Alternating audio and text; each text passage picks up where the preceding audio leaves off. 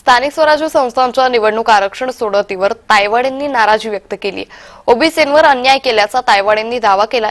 तायवाडे आज मुख्यमंत्र्यांची भेट घेणार आहे। राज्य निवडणूक आयोगाकडे मी तक्रार करणार आहे असं तायवाडे यांनी म्हटलंय। गरज पडल्यास कोर्टात जाण्याचा इशाराही देण्यात आलाय। याविषयी राष्ट्रीय ओबीसी महासंघाचे राष्ट्रीय अध्यक्ष बबनराव तायवाडे यांच्याशी संवाद साधलाय आमचे प्रतिनिधी तेजस महतोरे यांनी।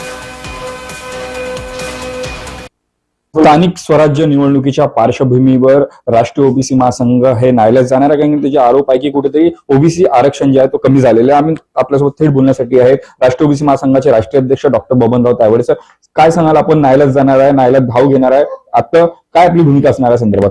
नाही, हे बघा की 24 ऑक्टोबरला राज्य निवडणूक आयोगाने महाराष्ट्रातील सर्व महानगरपालिकांमध्ये आरक्षण निश्चित करण्याकरता ज्या सूत्राचा वापर करायचा आहे ते सूत्र कसे वापरायचे हे आदेश देताना त्यांनी SC, ST आणि महिला या 3 प्रवर्गाकरता एक वेगळं सूत्र सांगितलेलं आहे की अनुसूचित जाती जमाती करता राखून ठेवायच्या जागांच्या संख्येची गणना करताना 0.50 व त्यापेक्षा अधिक असलेला अपूर्णांक पुढील संख्येस पूर्णांकित करण्यात यावा।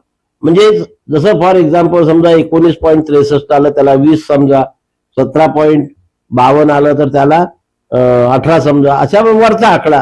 आणि तो मॅथमॅटिक्सचा नियम आहे, गणिताचा नियम असल्यामुळे ते बरोबर आहे। राज्य निवडणूक आयोगाने केला अन्याय असल्यामुळे तो त्यांनी तात्काळ दूर करावा हेच आमचे म्हणणं आहे। तो केव्हा दूर करू शकतात, तो अधिकार पूर्ण त्यांच्याकडे आहे। निवडणुका कशा घ्यायच्या, केव्हा घ्यायच्या, किंवा पुढे ढकलायच्या आणि काय करायचं। राज्य निवडणूक आयोग तो निर्णय घेऊन आमच्या ओबीसीवरती होत असलेला अन्याय नक्कीच दूर करतील अशी अपेक्षा बाळगायला हरकत नाही। मुख्यमंत्र्यांनी या संदर्भात पत्र लिहिलं का? मुख्यमंत्र्यांची आणि महसूल मंत्री चंद्रशेखर बावनकुळेशी आपण कधी भेट घेणार आहात? आज नागपुरात आहेत, त्याच्यामुळे आज आम्ही त्यांचे वेळ बघून आज त्यांना भेटून आम्ही निवेदन देऊन ही मागणी करणार आहोत।